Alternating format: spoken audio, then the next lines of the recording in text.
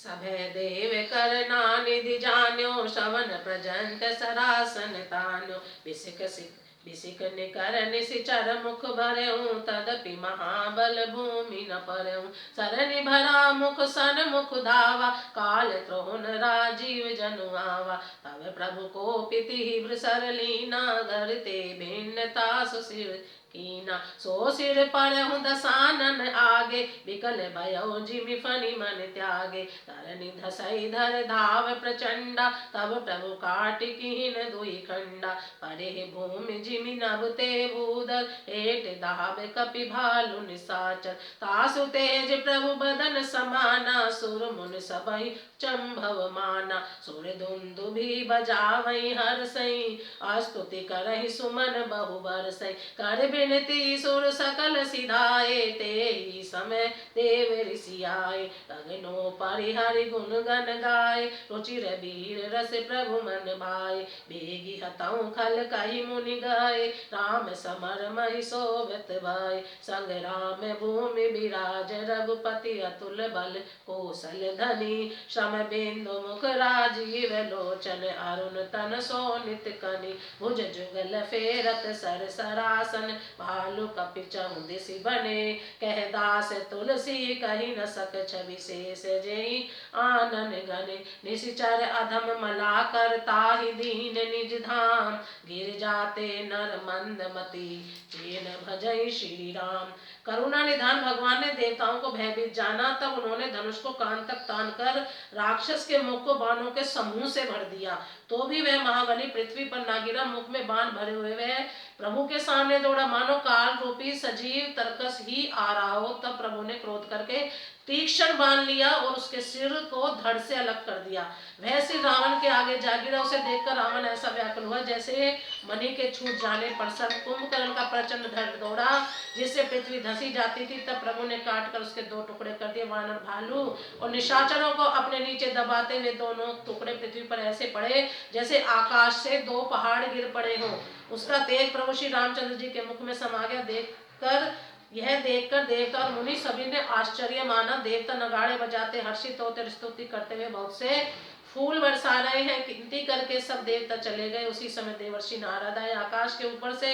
उन्होंने श्री हरि के सुंदर वीर रस युक्त गुण समूह का गान किया, जो प्रभु के मन को बहुत ही भाया। मुनि ये कहकर चले गए कि अब दुष्ट रावण को शीघ्र मारिए। उस समय श्री रामचंद्र जी रणभूमि में आकर अत्यंत सुशोभित हुए। अतुल्य बल वाले कौशलपति श्री रघुनाथ जी रणभूमि में सुशोभित हैं।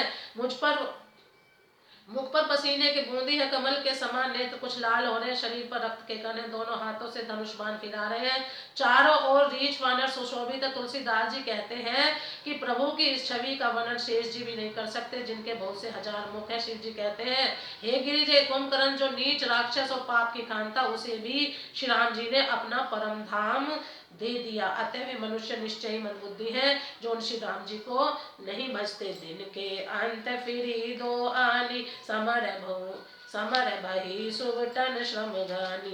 राम कृपा कपि दल बल बाड़ा, जीवित न पाई लाग अति बाड़ा। डाढ़ा छी जय निशिचर दिन अरुराति, निज मुख कहे सुकृत जहि भांति। बहु बिलाप दस कंधर करही, मंदुसी से पुनि पुनि उर धरही। तो वही नारी हृदय रति पानी, तासु तेज बल विपुल बखानी। मेघनाथ तेई अवसर आयो, कहु बहु कथा पिता समझायो। इष्ट देव देखऊं काली मोरी मनुसाई, अबहि बहुत का करऊं बढ़ाई। इष्ट देव से बल रथ पायो, सो बल तात न तो ही दिखायो। ए विधि जलपति भयं बिहाना, चहु दुआर लागे कपि नाना। इत कपि भालु काल सम बीरा, उत रजनी चर अति रन धीरा। नरहि सुबट निज निज जय हेतु, परिणि न जाहि समर खग केतु। मेघनाथ माया में रथ, चढ़ि गयऊं आकाश। गरजेउ अट्टहास करी, भय कपि कट कहि त्रास। दिन का अंत होने पर दोनों सेनाएं लौट पड़ी। आज के युद्ध में योद्धाओं को बड़ी थकावट हुई, परंतु श्री राम जी की कृपा से वानर सेना का बल उसी प्रकार बढ़ गया जैसे घास पाकर अग्नि बहुत बढ़ जाती है।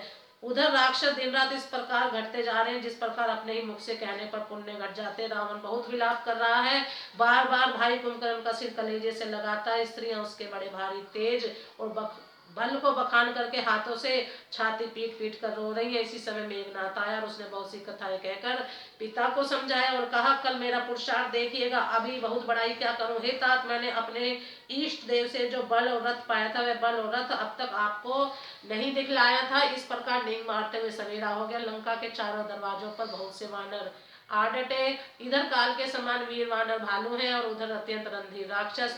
दोनों ओर के योद्धा अपनी अपनी जय के लिए लड़ रहे हैं। हे गरुड़, उनके युद्ध का वर्णन नहीं किया जा सकता। मेघनाथ उसी पूर्वोक्त माया में रथ पर चढ़कर आकाश में चला गया और अट्टहास करके गरजा, जिससे वानरों की सेना में भय छा गया। प्रेम से बोलो जय श्री राम।